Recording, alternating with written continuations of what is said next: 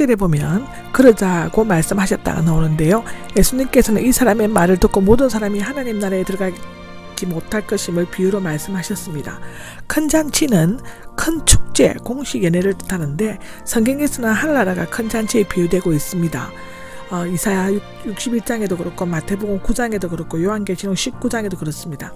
많은 사람들을 초대하였다는데 모든 사람들에게 한없이 베풀어 주시는 하나님의 값없는 은총을 암시하고 있습니다. 문맥으로 보면 유대인들에게는 적용되는 것임을 알 수 있는데 그들은 구약의 예언자들과 세례자 요한과 예수님이 전하신 말씀을 통해서 하나님의 나라의 잔치에 초대받은 첫 번째 손님들이었습니다.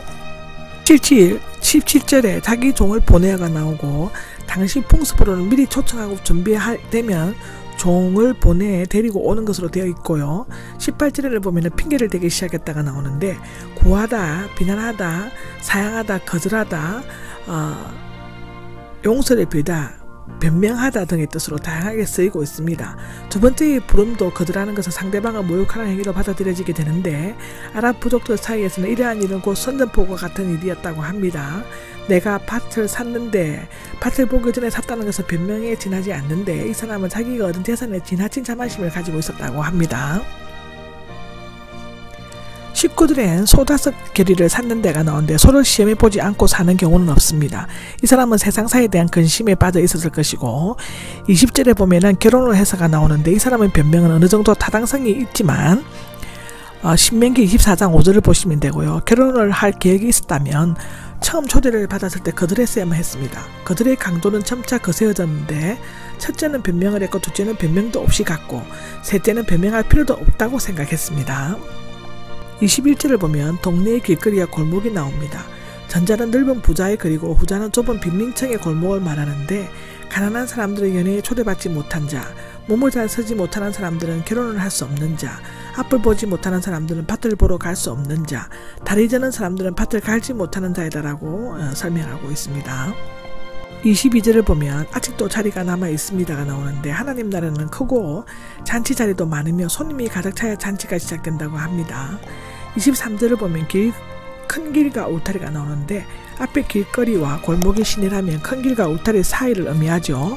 억지로라도가 나오는데 폭력을 사용해서라도 강요하라는 것이 아니라 설득의 과정을 통해 하라는 뜻입니다. 경찰이나 군대 파견 하지 않고 종을 보내는 것은 강압적이 아니라 논리성과 사랑이 있는 성령의 끄는 힘이 있는 능력, 강력한 권고를 의미하고요. 첫 번째는 청함을 받았지만 거절한 자들은 하나님 나라의 초대를 받아들이지 않은 유대의 지주자들 또는 대부분 유대인, 즉 동네 거리와 골목에서 데려온 가난한 자들과 병든 자들은 가난한 유대인과 세리와 장녀 등이고 세 번째 길과 울타리에 데려온 사람들은 복음을 받아들이는 이방인들을 의미한다고 합니다. 4절을 보면 너희에게가 나오는데 모든 듣는 자들 특히 바리새인들에게 말씀하신 것을 나타냅니다. 그들은 처음 초대받았지만 그 잔치에 참여하지 못했습니다. 내 잔치는 이 잔치는 잔치의 주인 되신 그리스도께서 친히 베푸신 잔치이며 오직 초청받은 사람만 참여할 수 있습니다. 그리고 이 말씀은 유대인들은 한 사람도 구원받지 못한다는 뜻이 아니며 그들 중에는 예수님께서 재림하시기도 전 회개하고 하나님께로 돌아올 사람들도 있을 것입니다. 로마서 11장 25절 26절을 보시면 됩니다. 또한 초청을 거부하는 사람들은 계속 하나님의 나라의 바깥에만 머물고 있는 것이 아니라 영원한 행비의 장소, 바깥 어두운 곳인 지옥에서 슬피 울며 이를 가게 될 것이라고 기록합니다. 25절에는 수많은 무리들이 나옵니다. 예수님께서 예루살렘에 가까이 오심에 따라 그를 따르는 무리수가 많아졌습니다. 그들 중에는 절기를 지키러 올라가는 자들도 있을 것이고 예수님이 예루살렘에서 메시아로 오실 것을 기대하거나 어떤 이익을 얻으려고 하는 자들, 예수님을 헤아리는 자들도 있을 것입니다. 물론 그들 중에는 성실하게 따르려는 자들도 있었지만 그 수는 매우 적었습니다. 제자들도 따르기는 했지만 기대하는 것에는 차이가 있었습니다. 돌아서서가 나오는데 가던 길을 멈추시고 돌아서신 것은 무리들의 빈당한 기대를 수정시켜 주어야 할 필요성을 느끼셨기 때문일 것이라고 합니다. 25절과 27절에는 마태복음 10장 37절 주석에 말씀드렸는데요. 마태에 비해 조건이 좀 첨가되는 내용도 철저해졌습니다. 아내와 자기 목숨이 첨가될 때 여기에는 미워하지는 조금 사랑하거나 덜 사랑한다는 뜻이며 상대적으로 다른 것보다 덜 귀히 여기는 것을 말합니다. 사랑의 원천이요. 실체시 예수님께서 미움을 가르치셨을 리는 없는데 예수님은 부모에 대한 의무를 등한히 하는 것을 책망하셨습니다. 여기에서 예수님께서 말씀하시려는 것은 마땅히 하나님께 드려야 할 사랑과 바쳐야 할 충성을 다른 이에게 돌려서는 안 된다는 것입니다. 아무리 가깝고 소중한 사람이라 해도 우리와 예수님 사이에 끼어들게 해서는 안 되며 오직 예수님만을 우리 마음과 생활의 첫 자리를 차지해야 한다고 합니다. 하나님께 대한 헌신적 사랑과 부모, 친척, 친구 등에 대한 인간적인 사랑으로 병행해야 하지만 대립될 때에는 가감히 후자를 버려야 한다는 것을 기록하고 있습니다. 27절입니다. 27절에는 자기 십자가가 있습니다. 지고는 십자가와 연관해서 두 군데에서만 사용하고 있습니다. 이곳에서는 비유적으로 요한복음에는 문자 그대로 쓰이고 있죠. 십자가 처형은 안티오쿠스 에피파네스와 알렉산더 안데네오스 시대 이후 팔레스타인에서 번번이 시행되었으므로 십자가를 지라는 말씀은 그들에게 끔찍한 의미로 받아들여졌을 것입니다. 그리스도의 제자가 된다는 것은 곧 자기 십자가를 지는 것을 의미하죠. 마태복음 10장 38절에 나옵니다.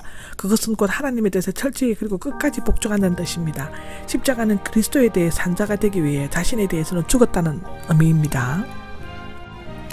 28절에 보면 예수님께서는 제자가 되리를 결심하시기 전에 치러야 할 대가를 미리 면밀하게 계산해 보아야 할 필요가 있음을 두 가지 예를 들어서 말씀하셨습니다. 망대와 전쟁인데요. 탑은 망루성 궁전의 뜻이며 성벽이나 포도원에 감시하는 용도로 사용되었습니다. 여기에서는 농장의 피난처나 감시용으로 세운 건물일 가능성이 있는데 앉아서는 건축하기 전에 거기에 소용되는 비용 등을 침착하게 철저하게 계산하는 것을 나타내는데 예수님을 따르려고 할 때에는 앞으로 나가는 길이 부귀 영화를 위한 영광의 길이 아니라 목숨까지 희생해야 하는 고난의 길임을 알고 냉철하게 판단해야 함을 강조하고 있습니다. 29절에 보면 비웃기 시작할 것이다가 나옵니다.